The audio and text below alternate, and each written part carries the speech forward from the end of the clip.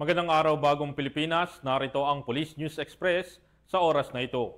Nakahanda na ang miyembro ng Reactionary Standby Support Force na nakabase sa National Headquarters sa Campo Crame sa posibleng deployment kasunod ng malawakang pagbaha sa Kamaynilaan at kalapit lungsod dulot ng hanging habagat. Ito ang siniguro ni Police Brigadier General Adolfo T. Rafanan, RSSF Commander, nang pinatawag lahat ng mga tropang kasali sa 3rd Quarter RSSF para sa accounting at information dissemination ngayong alas 8 ng umaga, ika-22 ng Hulyo taong kasalukuyan sa PNP Grandstand, Camp Crame, Quezon City.